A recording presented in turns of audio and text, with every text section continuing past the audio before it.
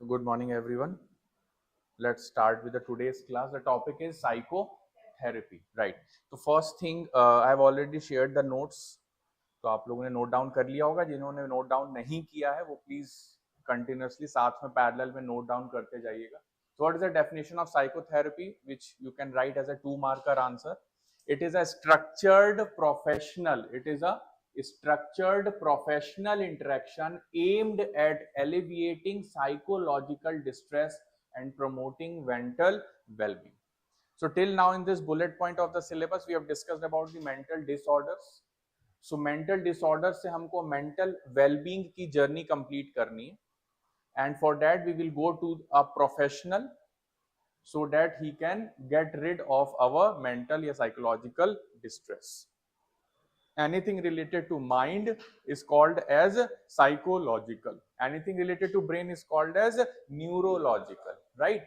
So यहाँ पे जितने बार टर्म्स यूज हो रहा है साइकोथेरेपी, साइकोलॉजिकल डिस्ट्रेस या साइकोलॉजिकल वेलबींग वर्ड भी हम यहाँ पे यूज कर सकते हैं.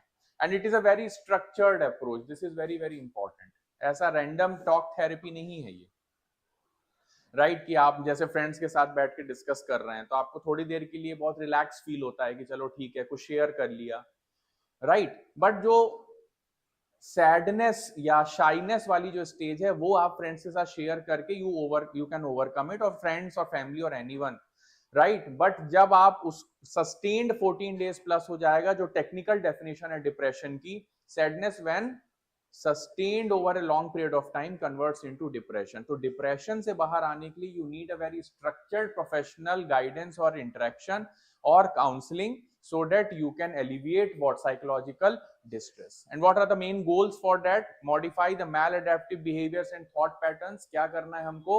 जो wrong maladaptive यानी हमारे wrong adaptations हो गए हैं. wrong adaptations मतलब negative ऑटोमेटिक थॉट्स, जिसके बारे में हम बार बार हर डिसऑर्डर में बात कर रहे हैं.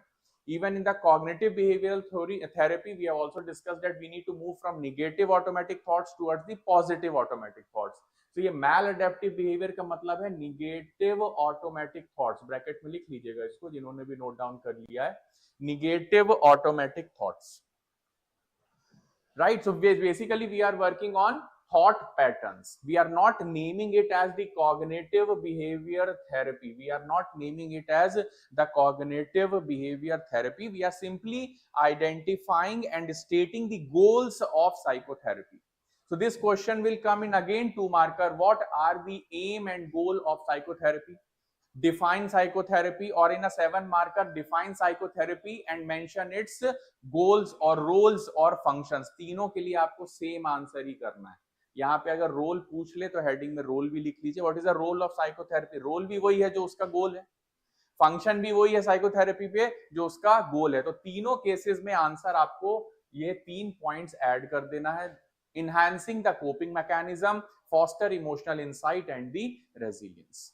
ठीक है. अब आपके पास नेक्स्ट 2-मार्कर जिस तरह से एग्जाम में आता है वो आता है core components of psychotherapy. Her topic पे आपसे कंपोनेंट्स पूछे जाते हैं, हर टॉपिक पे आपसे एलिमेंट्स पूछे जाते हैं. तो यहाँ पे एक और स्लैश करके लिखिएगा एलिमेंट्स. ये दोनों वर्ड्स आपके एग्जाम में दिख सकते हैं. लिख लिए, एलिमेंट्स भी लिख लिए. चलिए ठीक है. सो कंपोनेंट्स और एलिमेंट्स में हमें क्या क्या देना है. अब हम प्रोसेस में आ रहे हैं. जब हम एलिमेंट्स की बात करते हैं, जब हम कंपोनेंट्स की बात करते हैं, तो हम किस चीज की बात करते हैं? प्रोसेस की बात करते हैं. तो प्रोसेस में पहला है therapeutic alliance, means trust based relationship between the therapist and the client. Trust based relationship between the therapist and the client. तो सबसे पहले before opening up of the client और ऑफ द पेशेंट, राइट, सबसे पहले क्या buildup करना पड़ेगा? Trust buildup करना पड़ेगा. और ट्रस्ट बिल्डअप तब होगा जब सामने वाला जजमेंटल नहीं होगा, तभी तो ट्रस्ट बिल्डअप हो सकता है. कोई आपसे अपनी निगेटिविटी क्यों शेयर करेगा, अपने पास्ट के बैड एक्सपीरियंसेस क्यों शेयर करेगा, या अपनी मिस्टेक्स जो उसे लगती हैं उसने लाइफ में की हैं वो कन्फेस क्यों करेगा?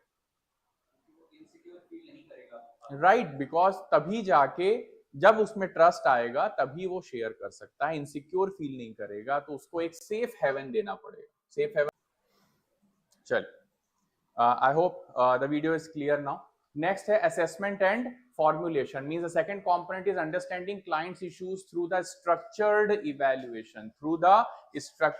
evaluation कहने का मतलब ये है कि आपको जब क्लाइंट के आपने जो भी सजेशंस लिए, जो उससे आपने इनपुट्स लिए हैं, आपको उसको कैसे इवैल्यूएट करना है, स्ट्रक्चर्ड वे में। स्ट्रक्चर्ड वे में इवैल्यूएट करने का मतलब ये है कि for some purpose you are taking that input, right. Just normal sharing नहीं हो रही है, because ultimately I have to give you clinical assessment report.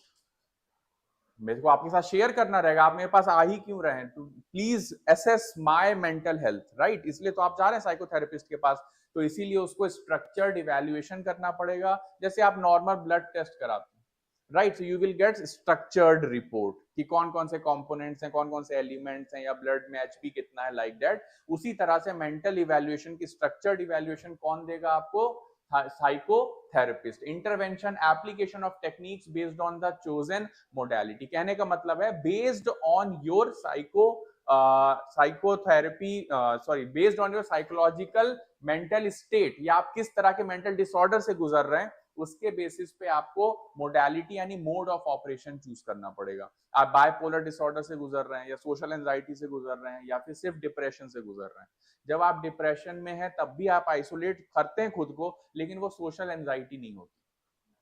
आप जाके 4 लोग के बीच बैठे रहोगे, but you will always be sad. इसमें आपको सोशल फियर नहीं है, आप सैड हैं because of your own thought, own guilt कि मेरे साथ ऐसा कैसे हो गया, समथिंग लाइक दैट। सो जैसा मेंटल डिसऑर्डर होगा वैसा क्या होने वाला है, उसकी थेरेपी यानी उसकी इंटरवेंशन प्रोसेस या एप्लीकेशन ऑफ टेक्निक्स होने वाली। Termination in planned conclusion with relapse prevention strategies, ये सबसे इंपॉर्टेंट स्टेज है। कहने का मतलब जब हम मेडिकेशन बंद कर देते हैं, जब हम डॉक्टर के पास जाना बंद कर देंगे, साइकोथेरेपिस्ट से मिलना बंद कर देंगे, उस समय वापस से पुराने थॉट्स पैटर्न रिलैप्स ना हो जाएं, इसके लिए भी हमको टर्मिनेशन प्लान डिसाइड करना पड़ेगा। जैसे डॉक्टर बोलेगा आप बीमार पड़ गए, आप दवाई खाए, आप ठीक हो गए, लेकिन वो ये भी बोलेगा कि अब आगे से वॉक करते रहिएगा, आगे से सेहत पे ध्यान दीजिएगा, फूड हैबिट्स पे ध्यान दीजिएगा, नहीं तो ये बीमारी आपकी वापस से आ सकती है, रीलैप्स कर सकती है। तो रीलैप्स का मतलब है रीअकरिंग। रीलैप्स का मतलब क्या है? रीअकरिंग। रीअकरिंग वर्ड भी लिख लीजिएगा, एग्जाम में थोड़ा इजीली आपको याद आ जाएगा। हो सकता है रीलैप्स वर्ड याद ना आए। Clear? So termination plan is very very important. And drug abuse के केसेस में जो होते हैं ये बहुत ज्यादा होता है। आपने स्मोकिंग छुड़वाई, समहाउ एक्सटर्नल फैक्टर, ट्रीटमेंट लिया, लेकिन फिर थोड़े दिन बाद आपका रिलैप्स हो जाएगा, राइट। और मेंटल डिसऑर्डर्स में तो बहुत ज्यादा होता है, क्योंकि दिन में आपके 40 से 50 हजार थॉट्स हैं, and you can not monitor each and everything. अगर कोई स्मोकर है, चेन स्मोकर, उसे छोड़नी है तो दिखता है कि ही इज स्मोकिंग, थॉट्स तो दिखते नहीं है। कोई आपको एक्सटर्नली पुश भी नहीं कर सकता कि अरे ये क्या सोच रहे हो, ऐसा मत सोचो, ये तो आपका इंटरनल है, कोई और आपकी इसमें मदद नहीं कर पाएगा। तो आपको आइडेंटिफाई करना है कि नहीं नहीं मैं वापस से डिसऑर्डर की तरफ जा रहा हूं, तो इस रिलैप्स से मुझे बचना है। तो ऐसे केसेस में क्या सोल्यूशन है साइकोथेरेपिस्ट के पास?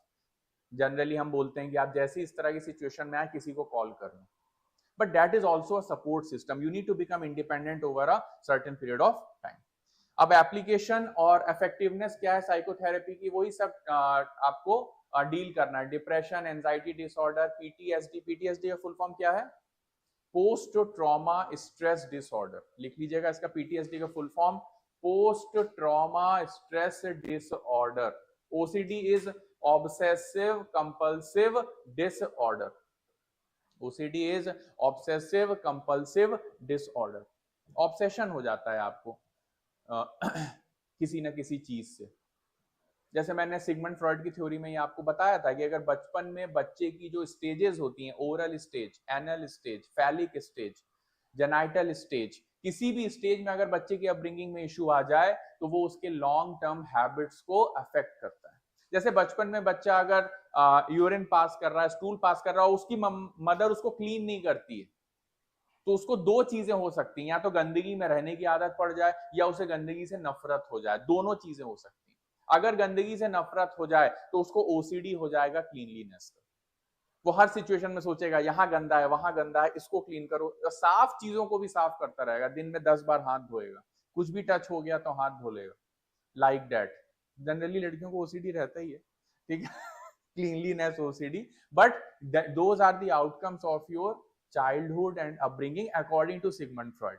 तो सिगमंड फ्रॉइड की अपनी थ्योरी है related to obsessive compulsive disorder, चीजों को जमाना, चीजें ऑर्गेनाइज्ड क्यों नहीं, राइट ये सब चीजें, अगर कोई बात नहीं कर रहा तो कोई बात क्यों नहीं कर रहा है, मेरे आसपास हमेशा लोग बोलते रहने चाहिए, हर चीज से ऑब्सेशन हो जाता है, कीप टॉकिंग, कई बार लोगों को साइलेंस से चिढ़ मचती है, राइट तो लाइक दैट। तो इस तरह के ओसीडीज को ट्रीट करना, और पर्सनैलिटी डिसऑर्डर में आप लिख देंगे वही सोशल एंजाइटी और बायपोलर डिसऑर्डर, यहाँ पे ऐड कर सकते हैं, पर्सनैलिटी डिसऑर्डर्स के टाइप हैं। So these are some of the conditions with which you can treat with the help of psychotherapy. So you have sufficient content to write a 11 marker answer like application क्या है, components क्या है, goals क्या है, और what is the meaning of psychotherapy। चाहे तो आप दो तीन disorders को 2-3 लाइन में define कर देंगे, बढ़िया आपका 11 marker answer ready हो जाएगा।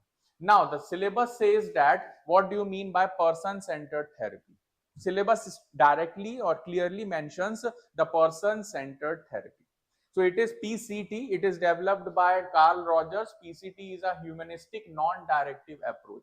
It emphasizes unconditional positive regard, empathy and genuineness from the therapist. क्या करेगा इसमें therapist आपके साथ? अच्छे से व्यवहार करेगा, अनकंडीशनल पॉजिटिव रिगार्ड देगा, या पॉजिटिव अफेक्शन देगा, या पॉजिटिव लव देगा, जितने भी पॉजिटिव फीलिंग्स हो सकती हैं वो आपको देगा। मैं इसलिए बोलता हूँ बार बार कि आप डियर जिंदगी एक बार देखो, शाहरुख खान और आलिया भट्ट वाली, वो आपको समझ में आ जाएगा कि what do you mean by a psychotherapist and therapy, and what do you mean by humanistic approach और person centred approach. This approach believes individuals have an innate drive towards self actualization. इसमें हम मान के चलते हैं कि एक human being की बेसिक नीड है पीसफुल रहना, हैप्पी रहना, उसकी बेसिक नीड डिस्ट्रक्टिव है ही नहीं, उसकी बेसिक नीड कंस्ट्रक्टिव है।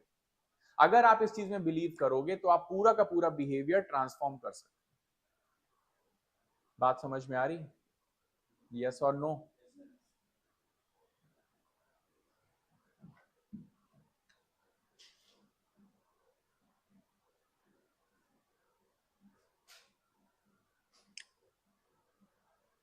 Clear? Next, the therapist creates a safe, accepting environment where the clients explore their feelings freely. कहने का मतलब ये है कि हम उसे ऐसा एनवायरनमेंट देंगे जो उसे चाइल्डहुड में नहीं मिला, जो उसे टीनेज में नहीं मिला, एक open environment to play, to explore, to destroy, क्योंकि कंस्ट्रक्टिव वही हो सकता है जिसने चीजों को डिस्ट्रॉय किया हो, डिस्ट्रक्शन किया हो। लेकिन हमारे घर में क्या होता है, अरे अरे अरे ये मत उठाओ, अरे अरे ये टूट जाएगा, अच्छे से खेलो, यही बोल बोल के इन्होंने हमारा बचपन बर्बाद कर दिया पेरेंट्स ने। उनको बस यही चिंता थी कि हमारे खिलौने टूट जाएंगे, कांच के कप टूट जाएंगे, बाई तोड़ देगी चलेगा, लेकिन बच्चा नहीं तोड़ सकता कप। ये तो हमारे साथ पार्शियलिटी हो रही है। जब इस तरह का बिहेवियर देखता है बच्चा, तो बच्चा बड़े होकर सबसे पहले बोलता है कि अब जिस दिन मैं कमाऊंगा सबसे पहले तोड़ूंगा। क्या करूंगा? तोड़ूंगा, उसके बाद सोचूंगा कि जोड़ना है कि नहीं जोड़ना। Right? So destructive and constructive, तो कंस्ट्रक्टिव एनवायरनमेंट देने के लिए फैलाओ मत, दीवारें गंदी मत करो। अरे भाई आपने तो अपना जीवन जी लिया, बच्चे का जीवन क्यों खराब कर रहे हो? अभी अभी पेंट कराया बेटा दिवाली पे, अब तुम फिर ले गए वैक्स कलर लेके, पेंट कलर लेके, पेंट ब्रश लेके चालू हो गए, दीवार खराब हो जाएगी, हर चीज खराब हो जाएगी। बोल बोल के आपने बच्चे की कंस्ट्रक्टिव और क्रिएटिव टेंडेंसीज को पूरा का पूरा क्या कर दिया? डिस्ट्रॉय कर दिया। और अब वो बड़े होके आप चाहते हैं कि वो एंटरप्रेन्योर बने, वो बहुत सारा पैसा कमाए, कुछ क्रिएटिव करे। जब करना था तब तो आपने करने नहीं दिया, तब आपने करने नहीं दिया। Right? So this study is very important that बच्चे का ब्रेन 6 इयर्स तक फुल्ली डेवलप हो जाता है, फुल्ली डेवलप हो जाता है। इसलिए माँ बाप अपने बच्चों को सोचते हैं थोड़े बड़े हो जाएं तो हम घुमाने ले जाएं, बस वही चूक हो गई। आपको उसको ज्यादातर 3 से 6 साल के बीच में टूरिज्म के लिए लेके जाना चाहिए। 3 इयर्स इज द एप्रोप्रिएट, क्योंकि 3 ईयर में ही बच्चा कौन सी क्लास में जाता है? जो रूल है नर्सरी में जाता है। क्यों हम एजुकेशन शुरू कर रहे हैं नर्सरी में? ऐसे तो हमारा एजुकेशन 6 से चालू होना चाहिए, 6 इयर्स से, लेकिन हम 3 से कर रहे हैं क्योंकि हमें पता है कि ये टाइम है जब ब्रेन की रिसीविंग पावर डेवलप होना शुरू हो जाए। So this is very very important point. Focuses on the client autonomy, self awareness and the personal growth. इसमें client ये भी pressure नहीं डालता कि आप हमारे यहाँ daily आओ, जब आपको लगे तब आप आ जाना. I am available between 10 to 7, बस मैं टाइम बता, दिस इज माय लाइफ, तो भाई मेरा एक फिक्स टाइम है फॉर द कंसल्टेशन. बट मैं आप पे कोई प्रेशर नहीं डाल रहा हूं कि कल फिर आइए, परसों फिर आइए, कोई रूटीन सेट नहीं कर रहा हूं. मैं आपको एक ऑटोनॉमी दे रहा हूं. तो क्लाइंट ऑटोनॉमी का मतलब you are free to consult with me और इंटरेक्ट विथ मी, एंड साथ ही साथ मेरा जो गोल है वो सेल्फ अवेयरनेस और पर्सनल ग्रोथ है. मतलब ये कहीं ना कहीं पूरा का पूरा आपके मैस्लो पिरामिड के 5th स्टेज पे काम कर रहा है. किस स्टेज पे काम कर रहा है? 5th स्टेज पे काम कर रहा है, जिसका नाम है सेल्फ एक्चुअलाइजेशन स्टेज, जिसका नाम है सेल्फ एक्चुअलाइजेशन स्टेज. बस इस बात का आपको ध्यान रखना है. तो it encourages clients to align their self concept with their experiential reality and reducing internal conflict. अगर बचपन से लेके, सपोज 35 इयर्स का कोई बंदा है जिसको ये इशू हो रहा है, अगर बचपन से लेकर आज तक के सारे एक्सपीरियंस में एक बिलीफ सिस्टम से, सेल्फ एक्चुअलाइजेशन के कॉन्सेप्ट से अलाइन कर दूं और हर चीज का आपको आंसर दे दूं, तो आपकी जिंदगी से द्वंद यानी कॉन्फ्लिक्ट यानी डुअलिटी खत्म हो जाएगी. हम सब तो यही चाहते हैं कि हमें कोई ऐसा राम बाण एलिक्सिर इलाज मिल जाए जिसको सोचने से, जिसको फॉलो करने से लाइफ की सारी प्रॉब्लम सॉल्व हो जाए. हम सब ऐसा ही चाहते हैं. हम सब नहीं चाहते कि हमें हर सिचुएशन के लिए अलग अलग सॉल्यूशंस ढूंढने पड़े. और अगर ऐसा हो गया तो फिर कोई दिक्कत ही नहीं है, फिर तो सारी प्रॉब्लम सॉल्व हो जाएगी. और आप फिर अब क्या है, अल्टीमेटली आपका सेल्फ कॉन्सेप्ट क्या हो जाएगा? इंप्रूव हो जाएगा. तो ये थ्योरी किसने दी है? कार्ल रॉजर्स ने दी. ऑनलाइन में सभी बच्चों का डाउट क्लियर है? किसी को कोई इशू हो तो बता दीजिए. Person centred approach.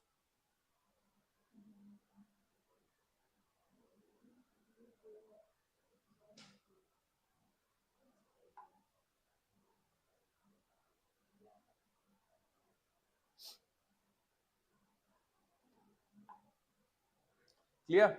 चलिए, तो फर्स्ट थ्योरी में 7 मार्कर क्वेश्चन आएगा. You have the sufficient content. Who developed this theory? What is it based on? Non directive. क्यों? हम किसी गोल की तरफ नहीं जा रहे हैं. हम सिर्फ तुम्हारा डिप्रेशन ठीक करने के लिए नहीं बैठे हैं. हम सिर्फ तुम्हारा सोशल एंजाइटी डिसऑर्डर के लिए नहीं बैठे हैं. हम तुम्हें पूरा का पूरा ही ट्रांसफॉर्म करते हैं. खेल खत्म, जड़ से तुम्हें बदल देंगे. और एक्चुअल में सिर्फ यही सोल्यूशन बचता है. एक्चुअल में कोई सोल्यूशन बचता ही नहीं. कई बच्चे ऐसे हैं जो आते हैं, सर बचपन से हमें बहुत ट्रॉमा मिला. हम बोले क्या हो गया? बोले पापा ने बहुत मारा और मम्मी ने बहुत कूटा. मैंने बोला ये सब तो अच्छी बात है, ये तो सीखने के लिए करते हैं. बोले नहीं, लेकिन आपस में वो एक दूसरे को भी खूब कूटते थे. वो ट्रॉमा है. वो मैं मान सकता हूं कि आपके पेरेंट्स अगर आपके सामने एक आइडियल सेट नहीं कर पा रहे हैं रिलेशनशिप का, तब तो फिर आप 100% ट्रॉमा से गुजरोगे. तो अब इस कारण से उस बच्चे को किसी भी पेरेंट से नफरत होगी. अपने तो हुई ही है, लेकिन अब उसे लगने लगा है कि सारे पेरेंट्स झगड़ते हैं. क्योंकि उसकी मम्मी से जब वो पूछता था कि मम्मी आप लोग क्यों झगड़ते हो, यही बोलती थी बेटा सभी पेरेंट्स, सभी हस्बैंड वाइफ ऐसे ही झगड़ते हैं, तो we are not very different, हम नॉर्मल हैं. इस कारण से उसके माइंड में सेट हो गया कि हर पेरेंट्स झगड़ते हैं. इसलिए अब उसको कोई भी पेरेंट पसंद नहीं, क्योंकि वो उसे ट्रॉमा देते हैं, पेन देते हैं, बैड एक्सपीरियंस देते हैं. इसलिए अब वो जिस लड़की के साथ एसोसिएट होना चाहता है, वो चाहता है वो लड़की कभी अपने माँ बाप के साथ ना रहे या उनके बारे में ना सोचे, ना उनको लेके आ जाए, उन पे डिपेंडेंट ना रहे. इसलिए वो ऐसी लड़की चाहता है जिसका भाई हो, जो उसके माँ बाप को संभाले जिंदगी भर. मुझे कोई लायबिलिटी नहीं चाहिए बुढ़ापे में. अब this is very natural outcome. इसमें उसकी गलती नहीं है. उसने जो बचपन से देखा, जो माँ ने उसके सिखाया, अब उसकी आउटब्रिंगिंग ऐसी हो गई. अब वो किसी भी लड़की को डेट करता तो पहले यही पूछता तुम्हारा भाई है कि नहीं, कल को तुम्हारे माँ बाप का ध्यान कौन रखेगा, प्लीज हम अपने घर में मत ले आना. मैं तो रख ही नहीं रहा अपने माँ बाप को, क्योंकि वो तो मुझे ट्रॉमा देते ही आए हैं बचपन से, तो प्लीज आप भी मत लाइएगा मैडम. और ये मुझसे शेयर कर रहा है क्योंकि मैं इसी अप्रोच से बात करता हूँ. मैं कोई टारगेटेड बात तो कर नहीं रहा, तो he can share anything with me. ये हो रहा है. और आजकल तो वर्किंग गर्ल्स हैं, वो भी नहीं रहना चाहती इन लॉज के साथ. राइट, उसमें भी कुछ ना कुछ होगा issue, which we can't discuss right now, but आगे करेंगे बात. चलिए, क्योंकि अभी हमारे पास ह्यूमन नीड एंड मोटिवेशन की अगली टॉपिक आ रहा है इन द यूनिट नंबर 4। तो नेक्स्ट थ्योरी क्या है? Behaviour theory. पहली थ्योरी क्या थी? Person centred approach. पहली थ्योरी क्या है? Person centred approach. दूसरी है behaviour therapy. It is rooted in behaviourism, तो मतलब it targets observable behaviours rather than the internal thoughts. मतलब ये ऊपर ऊपर से चीजों को ठीक करने की कोशिश करता है। कैसे ठीक करने की कोशिश करता है? ऊपर ऊपर से बिहेवियर ठीक है, ऑब्जर्वेबल बिहेवियर तुम्हारा सुधार दूंगा, इसके बाद मेरी कोई जिम्मेदारी नहीं है। पर्सन सेंटर्ड अप्रोच पूरे थॉट लेवल पे, बिलीफ सिस्टम पे काम करता है। बिहेवियर अप्रोच किस पे काम करेगा? ओनली बिहेवियरल अप्रोच पे काम करेगा। Clear? It is based on classical and operant conditioning. याद आ रही है आपको? बीएफ स्किनर एक्सपेरिमेंट और इवन पेवलोव एक्सपेरिमेंट। भाई हमें सिर्फ इससे मतलब है कि अगर हम फूड लाते हैं तो तुम सेलिब्रेट करते हो, हम फूड के साथ बेल एसोसिएट करते हैं तो तुम सेलिब्रेट करते हो, अगर हमने सिर्फ बेल बजा दी तो भी तुम सेलिब्रेट करते हो। बिहेवियर बस एसोसिएट हो गया एक्सटर्नली। अब कंसेप्ट की इसमें जरूरत नहीं, थिंकिंग पैटर्न को बदलने की जरूरत नहीं। सीधी सी बात है, अगर आप स्किनर के एक्सपेरिमेंट को देखेंगे तो आपको समझ में आएगा कि रीइंफोर्समेंट की वैल्यू है। अगर किसी को चॉकलेट दिलाओगे तो वो पर्टिकुलर बच्चा होमवर्क कर लेता है, खेल खत्म, बिहेवियर ट्रांसफॉर्म। ये तब काम आता है जब लॉजिक नहीं होता, ये बच्चों में काम आता है। बिहेवियरल चेंज थेरेपी बहुत ज्यादा, जैसे आज की डेट में आपने प्रॉब्लम देखी है कि बच्चे मोबाइल से बहुत ज्यादा ग्लूड हैं, एडिक्ट हो गए हैं। अब ऐसी सिचुएशन में क्या करना चाहिए? अब ऐसी सिचुएशन में क्या करना चाहिए? तो वहां पे आपको बिहेवियर थेरेपी लगानी पड़ेगी। बच्चे को आप नहीं समझा सकते कि बेटा तुम्हारे जीवन का लक्ष्य सेल्फ एक्चुअलाइजेशन है। बच्चा बोलेगा ये सब क्या बकवास कर रहे हो, मुझे चॉकलेट लाके दो चुपचाप। ठीक है? सो ऐसे केसेस में आप बिहेवियर थेरेपी से ही काम करते हैं। किससे काम करते हैं आप? बिहेवियर थेरेपी से, क्योंकि आपका माइंड डेवलप नहीं हुआ है। In fact till the teenage also things will be like that because you will be very emotionally guided. Next है, it uses a techniques like systematic desensitization, reinforcement, modeling and the aversion therapy. Aversion मतलब जो behavior नहीं चाहिए उससे avert करना, right? तो उससे बचने के कितने तरीके हम निकाल सकते हैं, right? कोई बच्चा वायलेंट है तो जैसे ही वो वायलेंस करने वाला है उस समय कोई ऐसा उसको स्टिमुलस दे दो कि वो वायलेंस से रुक के उसका ध्यान डाइवर्ट हो जाए। और बच्चों में जनरली ऐसा होता है, बहुत इजीली वो उनका माइंड अगर आपने डाइवर्ट किया, वो एक चीज के लिए रोते रहेंगे, उनको तुरंत घर के बाहर निकाल के चंदा मामा दिखा दो, हाँ भूल जाएंगे सब। तो दे आर लाइक दैट। तो बिहेवियरल थेरेपी डायरेक्टली वर्क करती है मेजरली यंगर लोगों पे या चाइल्ड्स पे या किड्स पे या टीनेजर्स पे, right? When the rationality is not completely developed and when you have not the sufficient experience in your life but you have developed the wrong behavioral patterns because of any environmental exposure. तो ultimate focus तो eliminate किसको करना है? मैल adaptive behaviour को reinforce करना है किसको? Adaptive once. Clear हो गया? चलिए, थेरेपिस्ट प्ले क्या कौन सा एक्टिव रोल प्ले करता है इसमें? Therapist play what kind of role here? हाँ, इन बिहेवियरल इंटरवेंशन। तो therapist plays an active role in designing behavioural intervention. तो यहाँ पे हम इंटरवेंशन थॉट लेवल पे नहीं कर रहे हैं, किस लेवल पे कर रहे हैं? बिहेवियरल लेवल पे कर रहे हैं, राइट? एक लाइन रह गई। Highly structured and goal oriented होता है ये भी, क्योंकि इसमें सीधे सीधे हमको पता है कि ये बिहेवियर नहीं चाहिए, ये बिहेवियर चाहिए, इस बिहेवियर के लिए ये रिइंफोर्समेंट दे दो तो बिहेवियर चेंज हो जाएगा। स्ट्रक्चर्ड, इनफैक्ट सारी साइकोथेरेपीज स्ट्रक्चर्ड, सारी की सारी साइकोथेरेपीज स्ट्रक्चर्ड हैं, राइट? यहां पे लिखा है it is often used for phobias, OCDs and ADHD. ADHD का फुल फॉर्म लिख लीजिएगा, attention deficit hyper activity disorder. Attention deficit hyper activity disorder, attention deficit hyper activity disorder. Attention deficit मतलब कोई तुम पे ध्यान नहीं दे रहा तो तुम क्या करोगे? तुम रोना शुरू कर दोगे। तुम इतना रोगे कि कोई तुम्हें आके गोदी में उठा ले ताकि तुम्हें अटेंशन मिले। तो कई बार बच्चे सिर्फ अटेंशन के लिए रोते हैं, राइट? अटेंशन मतलब मुझ पे ध्यान दो। बच्चा चीख चीख के बोलता है कि मुझ पे ध्यान दो, राइट? अगर आप सपोज घर में सिबलिंग्स होते हैं, छोटे भाई बहन को किसी ने गोदी में उठा लिया, पापा ने ज्यादा प्यार कर दिया है, उसके लिए गिफ्ट आ गया, दूसरे बच्चे को अटेंशन डेफिसिट हो जाता है कि ये मुझे प्यार नहीं करते। अब इस प्यार नहीं करते के कारण वो हाइपर एक्टिविटी करने लगता है। अब वो बोल तो नहीं सकता डायरेक्टली, क्योंकि उसके पास वो साइकोलॉजिकल एबिलिटी नहीं है टू ड्राफ्ट दोज इमोशंस, बस उसको बुरा लग रहा है डायरेक्ट।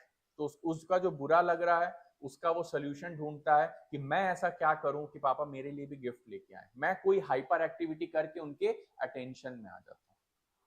एकदम से कूदने लगेगा, एकदम से हो सकता है कुछ तोड़फोड़ मचाने लगे, या हो सकता है पापा को खुश करने के लिए कि जो उनको पसंद है वो एक्टिविटी करने लगे। Ultimately he will do something in a hyper active manner to gain attention.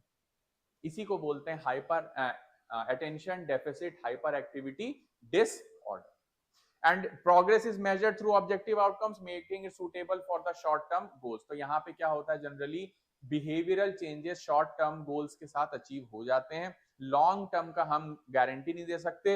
वहां पे आपको जाके, क्योंकि थॉट पैटर्न बेस्ड नहीं है ना थेरेपी, हो सकता है कल को आज मैंने जो कंडीशनिंग की है वो टूट जाए, कोई नई कंडीशनिंग बन जाए, तो उसका ध्यान रखना होगा आपको। क्या करना होगा आपको? ध्यान रखना होगा। क्लियर? नेक्स्ट थ्योरी हमारी कौन सी है? Rational emotive behaviour therapy. Who founded it? Albert Ellis. REBT is a cognitive behavioural approach. CBT theory आप पढ़ चुके हैं? क्या था फुल फॉर्म? थेरेपी थी ना CBT, तो कॉग्निटिव बिहेवियरल थेरेपी में हम आ चुके हैं। It uses which model? ABC बोल रहे हैं, या इसको हम क्या बोल सकते हैं? CAB मॉडल भी बोल सकते हैं। CAB मॉडल भी बोल सकते हैं। तो यहाँ पे एक एक्टिवेटिंग इवेंट होता है, फिर बिलीफ्स बनते हैं और फिर कॉन्सिक्वेंसेस बनते हैं। यहाँ पे एक्टिवेटिंग इवेंट की जगह लिख लीजिएगा एक्सपीरियंस। एक इंडिविजुअल का एक्सपीरियंस होता है, उस एक्सपीरियंस के बेस में वो बिलीव्स बना लेता है, और उस बिलीव्स के ultimately it will lead to consequences. तो that experience will lead as the stimulus. कैसे डील करेगा वो, कैसे किस तरह से एक्ट करेगा वो इवेंट? As the stimulus. तो ये जो थेरेपी है ये 20 प्लस काम आती है, 18 भी नहीं, एटलीस्ट 20 प्लस। जब बच्चा 1-2 साल कॉलेज में चला जाता है, 8-10 अपोजिट सेक्स के लोगों के साथ डील कर चुका होता है, मिल चुका होता है, घुलना मिलना शुरू करता है अपोजिट सेक्स के साथ, सेम सेक्स के साथ लीडरशिप रोल में जाने की कोशिश करता है, अफेक्शन एंड सोशल बिलोंगिंग बनाने की कोशिश करता है। ये सब जब कर लेता है 2-3 साल 4 साल, आजकल तो 10th क्लास के बाद ही बच्चे बाहर निकल जाते हैं, तो 11th 12th first year second year almost इतना पीरियड होने के बाद बच्चा इस कैटेगरी के लिए रेडी होता है, कोई भी इंडिविजुअल। क्योंकि जब वो सेकेंड ईयर में जाता है तो उसके जूनियर्स आ जाते हैं, अगर उसकी रैगिंग हुई होती है तो वह रैगिंग ले चुका होता है। वो सिर्फ अपने सीनियर्स के साथ बॉन्ड बनाना नहीं, या अपने पीयर्स के साथ भी नहीं, अपने जूनियर्स के साथ बॉन्ड बनाना भी सीख जाता है। तो ये जो एक्सपीरियंस है, ये एक्सपीरियंस अल्टीमेटली उसको लेके आता है एक थॉट बेस्ड पैटर्न की तरफ। वो हर चीज में थॉट्स बनाना शुरू करता है। कॉलेज में वो वर्ल्ड के बड़े बड़े थिंकर्स के बारे में पढ़ता है, सोशलॉजिस्ट के बारे में पढ़ता है, पॉलिटिकल थिंकर पढ़ता है, फिलोसफी के बारे में एक्सपोज होता है, लिटरेचर से एक्सपोज होता है। दिस एक्सपोजर इंस्टिगेट्स हिज और हर थिंकिंग प्रोसेस। और जैसे जैसे उसके बिलीफ सिस्टम्स बनते हैं, फिर उसके स्टीरियोटाइप्स बनते हैं, फिर वो प्रेजुडिस करता है, फिर वो डिस्क्रिमिनेट करता है। और कई बार स्टीरियोटाइप्स और प्रेजुडिस कैसे होते हैं? इररेशनल। शायद उसने कभी एक्सपीरियंस भी नहीं किया हो, लेकिन उसने वो अडेप्ट कर लिया because of the cultural traditional norms, और इस कारण से वो स्टीरियोटिपिकल वे में, प्रेजुडिस्ड वे में डिस्क्रिमिनेट करता है। तो ऐसे इरेशनल बिलीफ्स को हमको हटाना है, उनको पहले आइडेंटिफाई करना है, उनको रॉन्ग प्रूफ करना है, और उसके बाद आई मस्ट बी परफेक्ट एक तरह का इररेशनल बिलीफ है। जैसे हम बोलते हैं ना कि यार this individual is perfect, I must become perfect. लेकिन परफेक्शन नाम की चीज कोई नहीं होती। परफेक्शन सिर्फ हम चेज कर सकते हैं। परफेक्शन एक आइडियल स्टेट है। प्लेटो के हिसाब से वो चेज हो सकती है, एरिस्टोटल के हिसाब से वो कभी चेज नहीं हो सकती। तो अब अगर आपने ऐसा बिलीफ बना लिया है कि आई मस्ट बी परफेक्ट, तो फिर आप जिंदगी भर दुखी ही रहोगे। कैसे रहोगे? क्योंकि आप परफेक्ट बन नहीं पाओगे, लेकिन दिमाग में मुझे परफेक्ट ही बनना है। तो आप अगर बार बार आमिर खान का इंटरव्यू देख रहे हैं तो आप बेवकूफ हैं, वो नहीं। आमिर खान ने कभी नहीं बोला कि मुझे परफेक्शनिस्ट बोलो या मैं परफेक्शनिस्ट हूं। लोगों ने बोला, जबरदस्ती चिपका दिया, उसके ऊपर टैग लगा दिया, और फिर उसको देख के आपको भी लगने लगा कि नहीं यार ऐसा ही काम होना, परफेक्शन के साथ काम करें। तो परफेक्शन वर्ड जो है एक आइडियल है, but ideals can not be reached. This is not at all possible. तो अगर आप माइंड में ऐसे थॉट्स लेके चल रहे हैं तो ये इररेशनल बिलीफ है। तो पहले तो मुझे इन्हें आइडेंटिफाई करना होगा, फिर उन्हें डिस्प्यूट करना होगा, मतलब मैं उन्हें क्वेश्चन करूंगा, भाई आप कैसे आइडियल बन सकते हो, कौन है आपके लिए आइडियल। फिर उस पर्सनैलिटी की आप दूसरा साइड दिखाओ। तो फिर उसे रियलाइज होगा नहीं यार, we are all human beings, ordinary human beings, some are extraordinary and they become extraordinary by the help of dedication, discipline and perseverance in life. That's how they can excel. तो ऐसे rational logics दे के आप ultimately क्या कर सकते हैं, उसके irrational beliefs को ब्रेक डाउन कर सकते हैं। इसके बाद है it encourages development of the rational thinking. Rational thinking होगी तभी कैसा इंटेलिजेंस डेवलप होगा, इमोशनल रेजिलियंस और self acceptance. Techniques include cognitive restructuring, homework assignments and role playing. Role playing is very very important. Role playing is very very important. इसलिए बच्चों को हमेशा बचपन से थिएटर कराना चाहिए, ड्रामा कराना चाहिए, राइट। जैसे हमारे घरों में एक ट्रेडिशन रहा है, पता नहीं आप लोग ने सीखा, लड़कियों को कथक सिखा दो, हाँ, लड़कियों को भरतनाट्यम की क्लास में डाल दो, थोड़ा सा डांसिंग क्लास डाल दो, थोड़ी सी सिंगिंग विंगिंग सिखा दो। हम सिखा के कर क्या रहे हैं, उसकी यूटिलिटी क्या है? सिर्फ सिखा दो ताकि चार लोग के सामने मम्मी बोल सके अरे भाभी इसको तो कथक भी आता है। इतनी डफर भी नहीं है हमारी बेटी जितनी आप सोचती हैं। सिर्फ डिफेंस के लिए इनको सिखाया जा रहा है, बट उसका कोई रोल प्ले नहीं है। मैं रोल प्ले की बात कर रहा हूँ। सपोज भूल भलैया का आप ड्रामा घर में कर रहे हैं, तो आमी जेतोमा करने के लिए एक्टिंग, वो डांस स्किल तो चाहिए, तो डांस स्किल का यूज होना चाहिए ना आमी जेतोमार में। यूज नहीं है हमारे यहाँ, बस स्किल डेवलप करके छोड़ देते हैं, फिर वो बच्चा भूल जाता है। जैसे हमारे यहाँ बहुत सी फीमेल्स है जिनको 4 व्हीलर चलाना नहीं आता, बट उनने कार सीखने की क्लास ले रखी है, लेकिन कार चलाती नहीं है। अगर आप अभी बोल दोगे कि मम्मी ले जाओ गाड़ी, तो बोले नहीं नहीं भैया। मैंने बोला मम्मी आपने प्रॉपर क्लास ली है? बोले हाँ वो ली है, उस समय सीख गए थे, बट हम अभी शहर में गाड़ी लेके नहीं जा सकते। लाइक दैट कहने का मतलब है आपको रोल प्ले करना पड़ेगा। जैसे बचपन में आप, मैं कह रहा हूं आप रामायण महाभारत का ही रोल प्ले करो घर पे। आज एक को दुर्योधन बना दो, एक को अर्जुन बना दो, एक को द्रोणा बना दो, एक को अंधा धृतराष्ट्र बना दो, बस 4 लोग बैठ के सफिशिएंट है कॉन्वर्सेशन।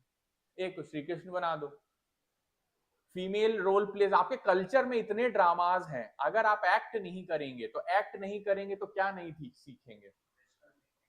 क्योंकि जब आप किसी का कॉस्ट्यूम पहन लेते हैं तो आपको कौन, जैसे मेरी बेटी है अभी आ रही जन्माष्टमी, फिर राधा रानी बनेगी, पिछले साल ही बनी थी, अब उसके दिमाग में राधा रानी चल रहा है। अब जब वो एक्ट कर रही है वो ड्रेस पहन के, तो उसके माइंड में राधा के डायलॉग्स चल रहे हैं कि वो कैसी थी, उसका थॉट पैटर्न कैसा था। तो जब आप किसी दूसरे कैरेक्टर के थॉट पैटर्न्स पकड़ना शुरू करते हो, तो अपने भी थॉट पैटर्न्स पकड़ना शुरू करते हो। क्योंकि हम अपने आप को हमेशा मिरर से ही देख पाते हैं, ये बात आपको समझनी पड़ेगी। कोई भी ह्यूमन बीइंग अपने आप को मिरर के थ्रू देख सकता है, दैट इज ट्रू। ऐसे तो आप खुद को नहीं देख सकते। उसी तरह से अपने थॉट पैटर्न्स पकड़ने के लिए पहले आपको दूसरे के थॉट पैटर्न पकड़ना शुरू करना पड़ता है। एम्पैथी में भी यही हुआ था। दूसरे के समझने के लिए पहले उसके शूज में गए, उसके शूज में जाके अपने थॉट्स पैटर्न चेंज हुए, इमोशंस चेंज हुए, आइडेंटिफिकेशन हुआ, तब जाके दूसरे के इमोशन समझ में आए। So that's how this process works। इसीलिए थिएटर ड्रामा करने वाले लोग लाइफ में ज्यादा रैशनल होते हैं। उनको थॉट्स की वैल्यू समझ में आती है कि अगर मैं ऐसा सोचूंगा तो ऐसा फील करूंगा तो ऐसा एक्ट निकलेगा, ऐसा बिहेवियर निकलेगा। तो जितने भी एक्टर्स होते हैं, चाहे आप लेजेंड्स इरफान खान, पंकज त्रिपाठी, जिनकी भी आप, जो भी आपको एक्टिंग पसंद है, वो सब बहुत हाईली रैशनल थिंकर्स होते हैं, इसलिए वो वहां बैठे हैं।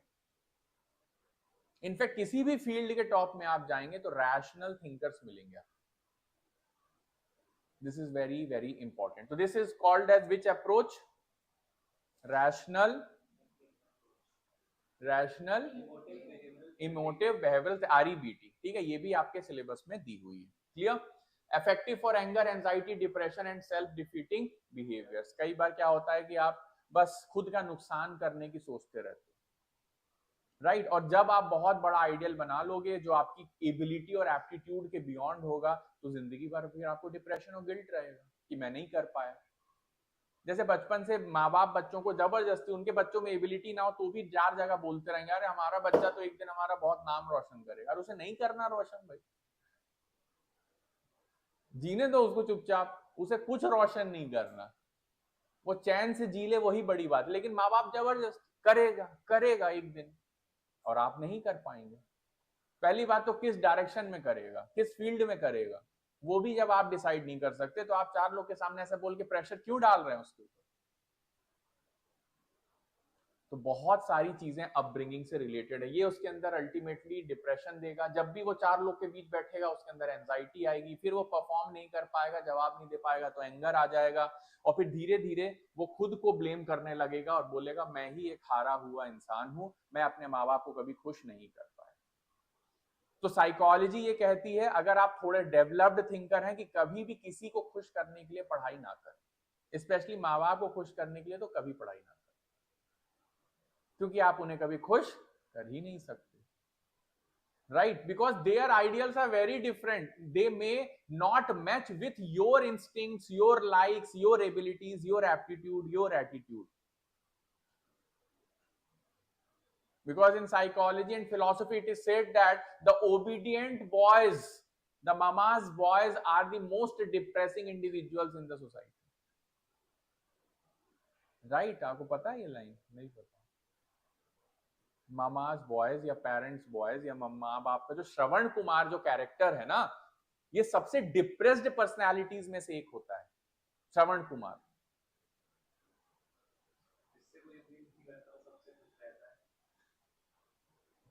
क्यों रहता है ऐसा? क्योंकि उसने जिंदगी में वही किया जो उसके माँ बाप ने उसे बोला, उनकी खुशी के लिए किया। जब आप अपनी खुशी के लिए कुछ नहीं किए तो आपके ना थॉट पैटर्न्स डेवलप होंगे, ना आपकी थिंकिंग डेवलप होगी, ना अपने बिलीव्स बना पाओगे, ना अपने लिए अपने एक्सपीरियंसेस ले पाओगे।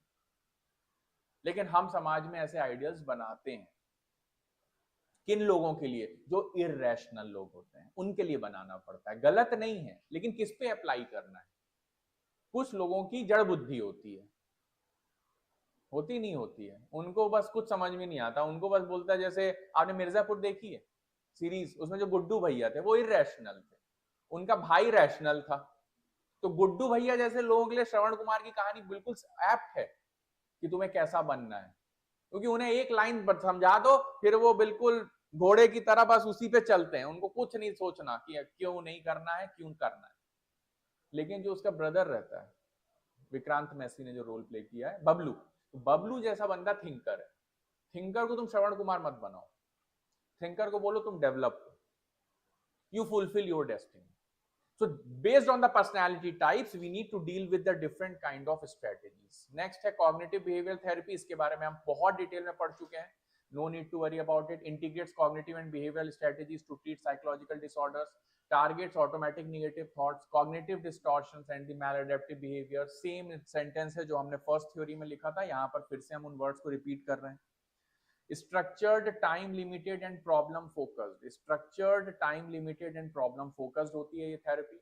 Uses techniques like thought records, exposure therapy and behavioral experiments. हर तरह की चीज इसमें यूज की जाती है, कॉग्निटिव लेवल पे भी, अफेक्टिव लेवल पे भी और बिहेवियरल लेवल पे भी। कई बार आप मान के चलते हो कि कोई पेरेंट्स अच्छे होते ही नहीं है, जैसे मैंने केस में आपको बताया कि एक बच्चा मुझसे डिस्कस करता है ये बात। तो अगर मैं उसको कोई ऐसा घर दिखा दूं कि वो उस बंदे के फ्रेंड के घर जाए, सपोज उसका कोई फ्रेंड है, मैं उसके फ्रेंड के यहाँ उसके साथ जाऊं और उसको बोलूं कि देखो, और वो एक्सपीरियंस करे कि नहीं यार ऐसा हर सिचुएशन में नहीं होता, sometimes parents can be very well gelled together in a very trustworthy and harmonious relationship, ऐसा है पॉसिबल, तब उसको समझ में आएगा कि यार शायद मेरा जो मैंने जनरलाइजेशन, याद है आपको कॉग्निटिव डिस्टॉर्शन का पहला पॉइंट क्या था? Over generalisation. ओवर जनरलाइजेशन जो मैंने किया है सिर्फ अपने घर का या एक दो घरों का और देख के, वो गलत है। इससे एक पॉजिटिव बिहेवियर क्रिएट होगा उसके अंदर, और फिर अल्टीमेटली वो निगेटिव परसेप्शन छोड़ दे। निगेटिव परसेप्शन किसको दुख पहुंचाता है? खुद को दुख पहुंचाता है, राइट? क्योंकि बुद्ध ने क्या कहा था एंगर के बारे में? बुद्ध ने कहा था कि गुस्सा करना, जिस पे गुस्सा कर रहे हो उसको तो बाद में परेशान करता है, पहले जो कर रहा है उसे ही परेशान कर देता है। Experiencing anger is like sitting on और standing on the burning coal. वो आपको पहले जला देता है, सामने वाले को तो बाद में जलाएगा। इसीलिए निगेटिव थॉट्स किसी और का नहीं, पहले नुकसान किसका कर रहे हैं? आपका ही कर रहे हैं। तो आपको किधर की तरफ जाना है? पॉजिटिव थिंकिंग की तरफ जाना है। It is effective for depression, anxiety, PTSD and eating disorder. It empowers the clients to become their own therapist through skill building and homework. तो अल्टीमेटली अगर मैंने थॉट पैटर्न्स पे काम कराया तो आपका जो बंदा है, आपका जो क्लाइंट है, वो कैसा बन जाएगा, अपने ही थेरेपिस्ट बन जाएंगे लॉन्ग टर्म में, और आप इंडिपेंडेंट इंडिविजुअल की तरह अडेप्ट कर लोगे किसी भी स्ट्रेटेजी में, किसी भी एनवायरमेंट। क्लियर? डन? क्लियर? चलिए, तो अल्टीमेटली ये जो सीएबी मॉडल वाला जो ऊपर आपने देखा था, इसको ये बहुत लार्ज स्केल में अप्लाई करता है, और ये इस बात पे बिलीव करता है कि अगर थॉट्स बदल दोगे तो क्या चेंज हो जाएंगे, इमोशन, और इमोशन बदल दोगे तो क्या चेंज हो जाएंगे, बिहेवियर। तो इस पैटर्न पे ये काम करता है। तो कुछ लोगों के इमोशंस थॉट को रेगुलेट करते हैं, कुछ लोगों के थॉट्स इमोशंस को रेगुलेट करते हैं, और जब दोनों प्रोसेस आप समझ जाएंगे तो आप हो जाएंगे इमोशनली इंटेलिजेंट। क्लियर? चलिए, last I think second last therapy कौन सी है, पॉजिटिव थेरेपी या positive psychotherapy. It means it is developed by Nossrat Peseschkian and it is expanded by Martin Seligman. It focuses on the strengths, virtues and the positive emotions rather than pathology। यानी हमको medication नहीं करेंगे, हम अपनी strengths पे काम करेंगे, अपने वर्च्यूज पे काम करेंगे, और पॉजिटिव इमोशंस पे काम करेंगे। ये इस बात पे बिलीव करता है कि अंधेरे को अंधेरा नहीं काटता, अंधेरे को उजाला ही काट सकता है। तो हम निगेटिव इरेशनल चीजों पे फोकस ही क्यों कर रहे हैं? हम एक काम करते हैं, हम रूम में रोशनी इतनी बढ़ा देते हैं कि अंधेरा अपने आप खत्म हो जाए। तो ये बात कर रहा है पॉजिटिव साइकोथेरेपी की। तो ये किस पे काम करेगा, अपनी स्ट्रेंथ पे काम करो, अपनी वर्च्यूज पे काम करो, और अपने पॉजिटिव इमोशंस के बारे में काम करो। कई बार ऐसा होता है, बहुत हार्ड वर्किंग, बहुत ही सक्सेसफुल लोगों से जब आप पूछेंगे कि आप एक पर्टिकुलर चीज के बारे में क्या सोचते हैं, तो वो बोलेंगे हम इनके बारे में कुछ नहीं सोचते। वो बोलेगा क्यों? क्योंकि बोले हमारे लाइफ में हमें कभी समय ही नहीं मिला। तो बोले आप कर क्या रहे थे जिंदगी में? बोले हम अपनी स्ट्रेंथ पे काम कर रहे थे, अपने वर्च्यू पे काम कर रहे थे, अपने गोल्स पे काम करते रहे, और अपने पॉजिटिव इमोशंस पे काम करते रहे। तो कई बार निगेटिविटी जो है, बोलते हैं ना, खाली दिमाग किसका घर। अगर खाली दिमाग रहेगा तो निगेटिविटी आएगी, लोगों को जज करोगे, लोगों के बारे में फालतू की चीजों के थॉट्स बनाओगे। तो दिमाग खाली मत रखो, उन्हें किन से भर दो, इतनी पॉजिटिविटी डाल दो कि उस बंदे को जिंदगी में निगेटिव सोचने का ही समय ना मिले। ये वही बात हुई, कितनी positivity will replace the negativity. हमको निगेटिविटी से फाइट नहीं करना है। तो ऐसी चीजें, फिर मैं बोल रहा हूं, बिफोर 20 ईयर्स ऑफ एज काम आती हैं। तो मल्टीपल स्ट्रेटेजीज हैं जो अलग अलग एज के लोगों के लिए काम आती है। कई बार ओल्ड एज के लोग आ जाते हैं। ओल्ड एज में देखिए आप, बहुत से लोग, पेरेंट्स गिल्ट में चले जाते हैं। सुबह बोलेंगे अरे भाई साहब हमारा बेटा तो यूएस में पढ़ रहा है, सॉरी यूएस में जॉब कर रहा है, परिवार भी वही है, 2 बच्चे भी हो गए हैं, बहुत सक्सेसफुल लाइफ है। और वही पेरेंट्स शाम को मंदिर में बैठ के बोलते हैं अरे भाभी जी आपके बच्चे अच्छे हैं, आपके साथ रहते हैं, हम तो अकेले हैं। और पता नहीं हम में से, हम डुकरा डुकरिया में से अगर एक निपट गया तो दूसरे का क्या होगा, यहाँ अकेले रह जाएगा। सुबह उसी को लेके प्राउड फील कर रहे हैं, शाम को उसी को लेके क्या कर रहे हैं, रिग्रेट, गिल्ट, सैड फील कर रहे हैं कि यार हमारा बच्चा हमारे साथ क्यों नहीं रहना चाहता, या क्यों नहीं रहता है, क्या हम में को कमी रह गई, हमारी अपब्रिंगिंग में कोई कमी रह गई। अब ऐसी स्टेज में हो आप जिंदगी के कि ना तो आपका पास्ट सुधारा जा सकता है, ना इसका कोई फ्यूचर है, क्योंकि फ्यूचर में अब वो आने वाला है नहीं। अब ऐसी गिल्ट को खत्म करने के लिए हमें इस अप्रोच को यूज करना पड़ता है। हम ये बोलते हैं कि आपने जो भी लाइफ में किया, अब जो हो गया है, आप अपने पॉजिटिव्स पे ध्यान दो। आप ये हमेशा बोलो कि आपने अपने बच्चों को बहुत अच्छा पढ़ाया लिखाया, राइट, उनको विदेश भेजा, बहुत अच्छी जगह वो रह रहे हैं, their good life is your effort. अपने आप को प्राउड फील कराओ, और जितना आप ओल्ड एज में लोगों को प्राउड फील कराएंगे, उतनी पीसफुली वो एंड की तरफ जाएंगे, अंत्येष्टि संस्कार की तरफ, राइट। तो ये थेरेपी जो है, पॉजिटिव थेरेपी, ऐसी जगह काम आती है जब बहुत कुछ सुधारा नहीं जा सकता, तब काम आती है। अब तो हो गया, खेला हो गया, अब क्या करें? अब आपके पास्ट में दोनों चीजें हैं, पॉजिटिव भी है और निगेटिव भी है। तो निगेटिव अब सुधारा तो नहीं जा सकता, जीवन में ऊर्जा नहीं बची है, जीवन में समय नहीं बचा है, और पैसा है भी तो उसका कोई फायदा नहीं है, क्योंकि जब जीवन में एनर्जी और टाइम ही नहीं है तो आप पैसे का कर क्या लोगे, राइट। तो ऐसी सिचुएशन में आप किस चीजों को याद करो, हमेशा पॉजिटिव चीजों को याद करो, पॉजिटिव एक्ट करो, और एक दूसरे को सपोर्ट करो, बस। यही एक अकेला रास्ता बचता है। तो ये किस प्रिंसिपल पे बेस्ड है? Hope, balance and the consultation. Regular, इसीलिए बोलते हैं कि उस एज में आपको हमेशा पॉजिटिव चीजें सुनती रहनी चाहिए और पॉजिटिव एक्ट करते रहना चाहिए। यहाँ पे रिलीजन का बहुत इंपॉर्टेंट रोल आता है। It encourages the use of inner resources to overcome adversity. Techniques includes gratitude, journaling, strength mapping and the goal setting.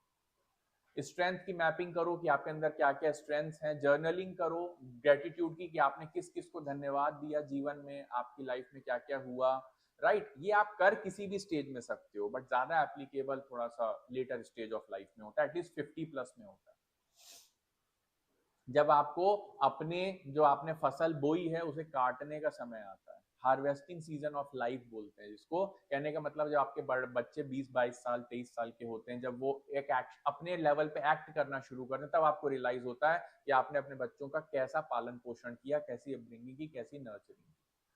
तब तक तो आप बस इररेशनल प्राउड में रहते हो, अरे हमने बेस्ट दिया है। वो बेस्ट क्या है वो अभी पता चल जाएगा, बस 1-2 साल रुकिए। तो बच्चे को कमाने तो देना शुरू करिए, जैसे ही वो कमाएगा वो असलियत निकल के बाहर आ जाएगी कि what exactly the kid has learned in his life. तो it enhances resilience, life satisfaction and meaning making, right. Suitable for both clinical and non clinical population seeking personal growth. अभी उस दिन मैंने पाठ किया था जब मंदिर में, so mostly the people were above 60 years of age, maximum population जो बैठा था वहां पे 60 प्लस ही थे। अब वो इतने खुश हो रहे थे जब मैं बोल रहा था कि अभी भी मोक्ष संभव है, बिकॉज उन्होंने होप छोड़ दी है। अभी इस थ्योरी में आपने क्या बोला, यहाँ पे किस पे बेस्ड है ये, राइट। तो जब मैं ऐसी होपफुल बातें कर रहा था कि अभी भी लेट नहीं हुए हैं आप, अभी भी सही रास्ता पकड़ा जा सकता है, तो उनके चेहरे पे जो जो ग्लो था कि क्या बात कर रहे हो, अभी भी आखिरी ट्रेन बाकी है मेरी टुवर्ड्स हेवन। यस आंटी जी बाकी है, आप टेंशन मत लो। तो वो बोलने लगी कि बेटा फिर जल्दी जल्दी आओ, रेगुलर आओ और बताओ हमें कैसे होगा। मैं बोला आंटी इतना समय नहीं है, संडे टू संडे मिलता हूँ, अभी भी आखिरी ट्रेन है। तो उनको जैसे ही होप मिली उस दिन, तो फिर काफी खुश हुए। 3-4 आंटियां एकदम बिल्कुल 70 वाली लग रही थी बिल्कुल। अरे इधर हाथ ही पकड़ लिया उन्होंने, तुम बैठो, हमें लग रहा है बस तुम ही हमें अब मोक्ष के द्वार तक लेके जाओगे। तो hope is a very good thing. एक मूवी है शॉशैंक रिडेम्पशन, अगर आपने देखी हो तो, नहीं देखी हो तो देख लेना, नाम नोट कर लेना। तो शॉशैंक रिडेम्पशन का जो लास्ट सीन है उसमें होप के बारे में 3-4 लाइन बोला है, hope is a very good thing. क्यों लिखना, quotation based on hope from movie Shawshank, SHAWSHANK, Shawshank Redemption. आ गया होगा, बहुत फेमस है, IMDb में नंबर 1 मूवी है, नंबर 2 नंबर 1 मूवी है शॉशैंक रिडेम्पशन। इसके IMDb में आप वो नंबर देखोगे, रैंकिंग देखोगे, बहुत टॉप क्लास मूवी है। 90s की मूवी है शायद, 94। मैंने तो मतलब उस पे R&D की हुई है मूवी पे। हम कॉलेज में दिन भर बस समझ में नहीं आया क्या बोल गया, फिर से लगाओ रिपीट जब तक समझ में नहीं आएगा।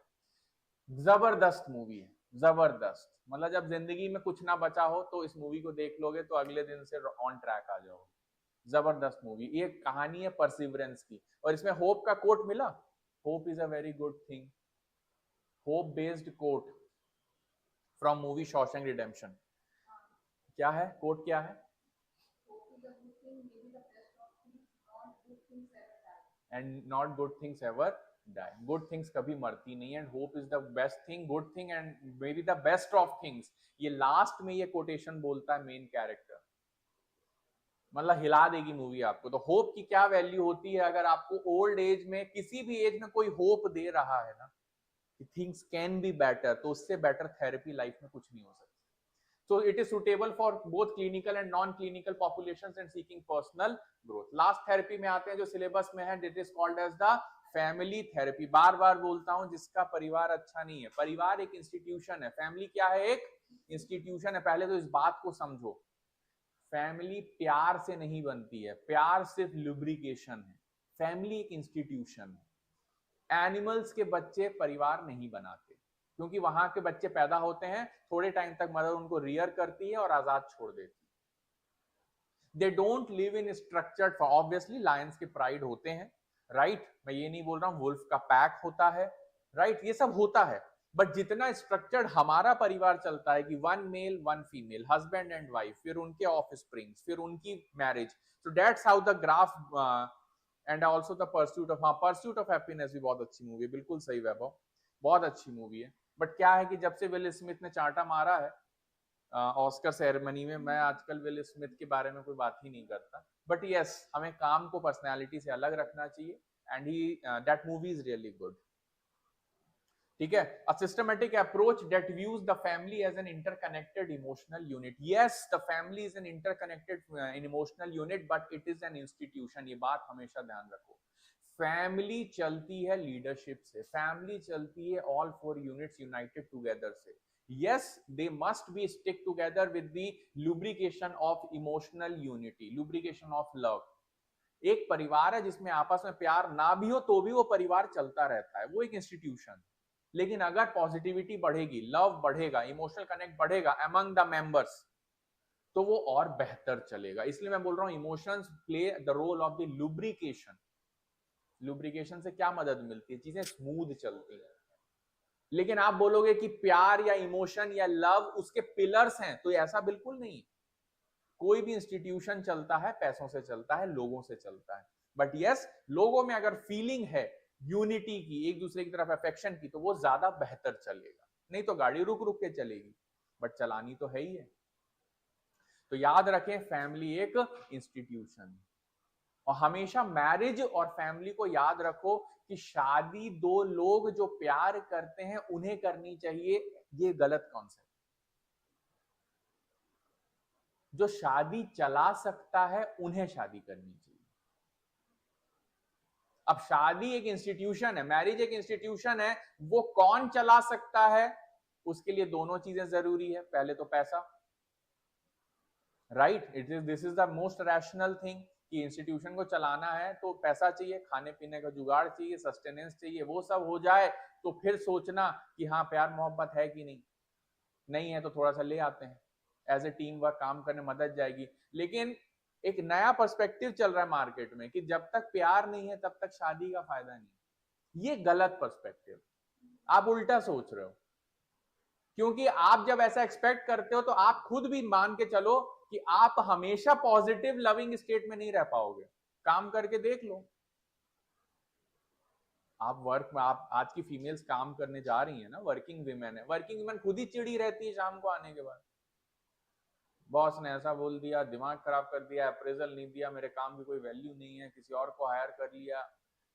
10 चीजें टेंशन देंगी आपको। शाम को आओगे आप खुद ही लविंग नहीं रहोगे। तो ऐसी उम्मीद मत लगाओ। Relationship is a different thing, marriage is a different thing. Marriage एक इंस्टीट्यूशन है, रिलेशनशिप कोई इंस्टीट्यूशन नहीं। इन दोनों चीजों में अगर कोई अच्छे से समझ गया डिफरेंस, तो उसकी लाइफ बहुत शॉर्ट हो जाती है, उसकी शादी आराम से चलती है। इसीलिए आपके मम्मी पापा लोग एक वर्ड यूज करते हैं कि बेटा हमारी तो निभ गई, अब तुम देख लो तुम्हारी निभती है कि नहीं। तो ये निभाना मतलब क्या है? What is this? निभाने का मतलब है कि जो भी इंस्टीट्यूशन के आप एंट्री कर रहे हो, जो आप साथ वचन ले रहे हो, जो भी आपको इसके डूज एंड डोंट्स हैं, वो सारे डिलीवर कर रहे हो कि नहीं, उन पे परसिवरेंस के साथ काम कर रहे हो कि नहीं। तो आजकल बहुत कॉमन हो गया है, मम्मी इसके साथ मेरी जम नहीं रही, मुझे तलाक दे दो, दिलवा दो, मतलब डिवोर्स करवा दो। आजकल बहुत कॉमन हो गया है। आजकल हस्बैंड वाइफ लड़ते हैं और लड़ते लड़ते एंड में बोल देते हैं तो तलाक ही दे दो ना, इतनी ही प्रॉब्लम है तो छोड़ दो ना। तो भाई ये सेंटेंस तो निभाने के उल्टा जा रहा है ना। ये बैठ के क्यों नहीं बात करते कि देखो भाई हमारी तुम्हारी जम तो नहीं रही है, ये बात तय है, लेकिन निभानी भी है, तो पॉजिटिव होके निभा लेते हैं। और किसी और के भी साथ रहोगी या रहोगे, वो भी मेरे से तो बुरा ही होगा या मेरे जैसा होगा, क्योंकि हमें वही सही मिलता है जैसे हम खुद होते हैं।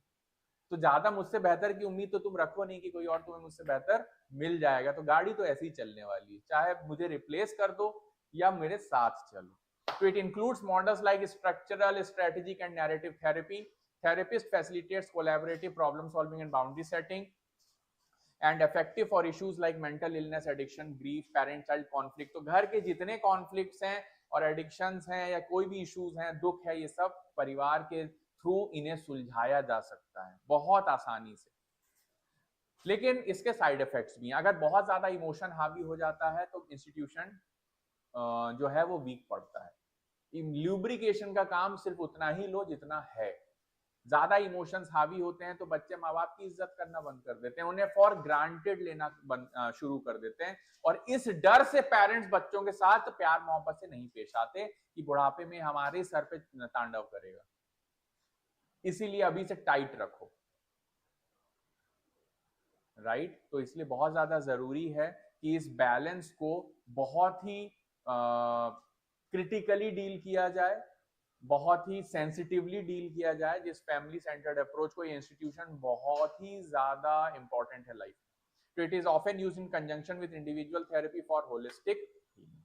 So these are the therapies with which we can deal with the which topic.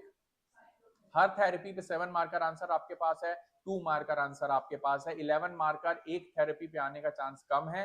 अब इसके बाद एक क्वेश्चन आपके केस स्टडी में आया था, what is the difference between psychotherapy and counselling, right. So I will share the notes for this, आप इसको नोट डाउन कर लेना। सिर्फ क्वेश्चन आंसर के फॉर्म में दिया है कि काउंसलिंग और थेरेपी के बीच में डिफरेंस क्या होता है, and are psychotherapy and counselling alternatives, मतलब एक दूसरे के ऑल्टरनेटिव हैं क्या। ये दोनों क्वेश्चन आपके केस स्टडी में आए हैं। So this is the answer I have drafted for you. आप इसको नोट डाउन कर लीजिए। क्लास एंड होती है। Thank you very much. So that's how your unit is completed. ठीक है, थैंक यू।